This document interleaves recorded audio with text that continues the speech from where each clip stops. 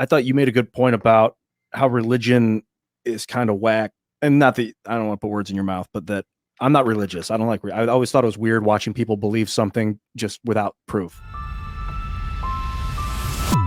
All right, welcome back to the party, everybody. Hit that like and subscribe, and let's party, guys. I made it to TIMCAST. Let's check it out. Well, let's go to callers. Let's see what y'all have to say. Okie doke, indeed we shall. The Indian Jesus. I'd love to hear what your take is. How are you doing? Hello. Thank you so much for taking my question and for everything you guys do. Of course, thank you. Yeah.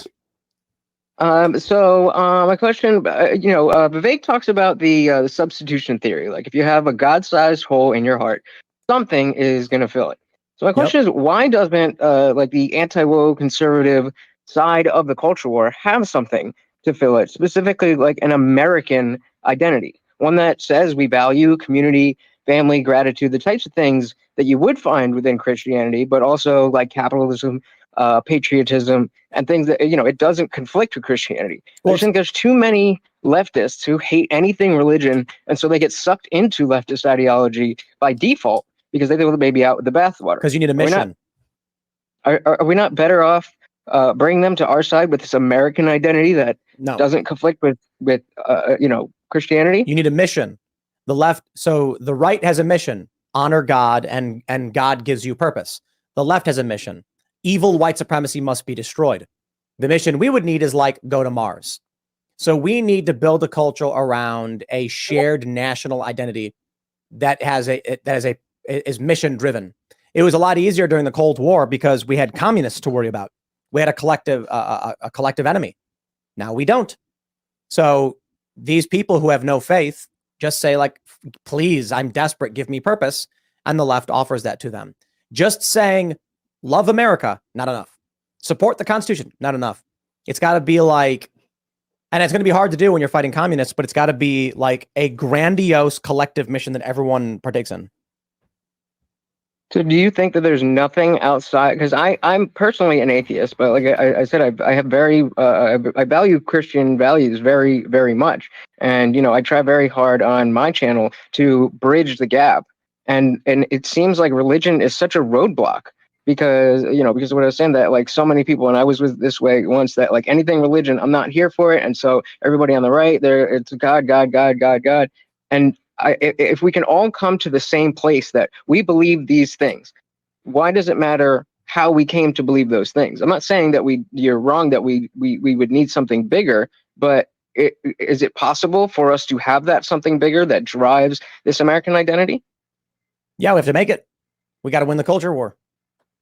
Well, I mean, follow me on YouTube, guys. I'm doing my best. Look, one of the collective enemies is the woke. And that's why you have post-liberals, libertarians, conservatives. They've found purpose in fighting this woke machine and the establishment, et cetera. I thought you made a good point about how religion is kind of whack. And not that I don't want to put words in your mouth, but that I'm not religious. I don't like, I always thought it was weird watching people believe something just without proof. I'm like, okay, I just went to science class earlier today. I'm not falling for this shit, but I do believe in God. That's something different. That came outside of the whole religious pursuit. Maybe because I was in a Judeo-Christian based society, I became to understand what God is, or maybe it's just because that's the natural order of things, that there is a God. I don't know. But I think nothing can fill that hole. That's like, you gotta, I don't know if everyone needs to believe in God, but religion and God are different, basically. Yeah, because I was born into the Catholic Church. I was confirmed in the Methodist Church, and then it was my journey to try to get closer to God and read the Bible that made me be like, oh, hey, what's going on here? Some of this stuff doesn't match up. And luckily, I wanted to be a moral person, and so I went into like moral philosophy and stuff. But as we know, most people, when they see, oh, well, that doesn't make sense. How could this whatever in the Bible? That doesn't make sense. So let's throw it all away. Christian values are stupid. I feel like we need something to combat that overarching thought that so many of them really and them meaning atheists think that it can't be, they can't ever align themselves with anything conservative, anything Republican, anything like that, unless because they are not Christians. And I get that feeling personally as an atheist a lot, and I just push through it because I know that the values on this side of the culture war are objectively better, but I want to make it easier to bring more secular people on our side. We need them. Have you ever tried approaching the ideas as if they're Enlightenment values? Because the Judeo-Christian type of morality is heavily, is strongly compatible with Enlightenment values, heavily influenced. Yeah. So if you have friends or an impulse that's like, oh, these things that Christianity taught when they come out of like the Bible or whatever, they don't have the impact for you, and that's understandable. I myself am an agnostic as well, but I believe that the principles that were formed in the Enlightenment, or part of the Enlightenment ideas, was that the truth is the way to engage with the world. Like, so you reason, and the truth is what you're looking for. And that was something that was very compatible with the Judeo-Christian ideology. I mean, that's what Christ said. Christ said, "I'm the light, the truth, and the way." And Judeo-Christian religions have never shied away from science, and that's part of why the Enlightenment happened in Europe and started in the UK, in England, was because the church, because of the teachings that Christ said that he was the truth. The church took that, understood that as whatever you look for or whatever you're doing, you need to look for the actual truth, because that's where Jesus is. That's where God is. You follow me? So the true things that you can ascertain using reason and enlightenment process, they tend to line up strongly with the Judeo-Christian religion. I actually really enjoy the presence of Christians in the modern American world, because our American values override, more or less, free speech overrides any religious text. Any American is an American first, and then it feels like then the religion comes second, because like I have atheists hang out with Christians and no one gives a shit. We all but we speak our truth. We speak freely.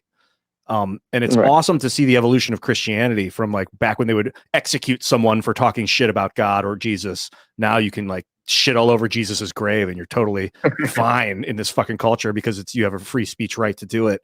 And it allows for, I think, at least the coexistence of a lot of different religions, including atheism. We got to get back to the roots of what made this country great. Yeah. This melting pot, diversity.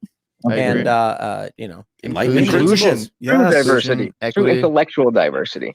Okay. Obviously there's no easy answer to this. I really just kind of want to hear you guys' thoughts, and anybody out there, like I said, this is a goal that I have to literally fix the bridge between the two different realities that we have in the culture war, and I do believe that I can do it. I maybe not, right now do I have the right answers, but I know for sure if I continue talking to people like you guys. I just did a show with Peter Boghossian and asked the same kind of question, and I know that I'm getting closer. And I just think if we have more people who are willing to say, okay, well, let's see what's good with this. It doesn't conflict with my religion. I still have my religion, but let's see. I think if we do that, then maybe. Oh, fuck yeah! What's your YouTube channel? It's The Indian Jesus. So youtube.com/@TheIndianJesusOfficial. I'm live every Monday, Wednesday, Friday, 8 p.m. Eastern. Obviously, come during your guys' show. But I also do daily videos. So come on over, guys, and help me with my mission and my message. Right on. Thanks for calling in. Thank you so much for taking the call, guys. Best wishes, man. Cheers. All right, talk to Kaba.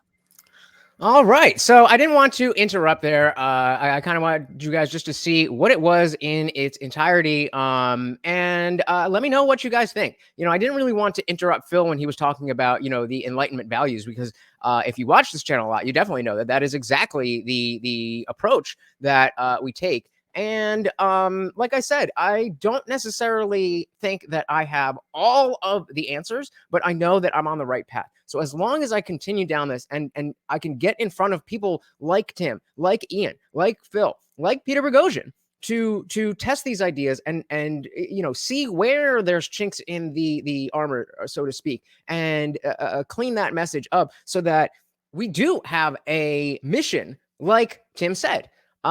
So let me know what you guys think in the comments below. I was super excited to be on Timcast. They actually also invited me to their After Dark party. This was the members only segment after the live stream. And then I was also on the After Dark. But what did you guys think? Let me know in the comments below. Thank you so much for hanging out with me. Once again, I have been your host, Lutch, aka the Indian Jesus, here to resurrect the second coming of common sense. Until next time, guys, I am out of here. Peace.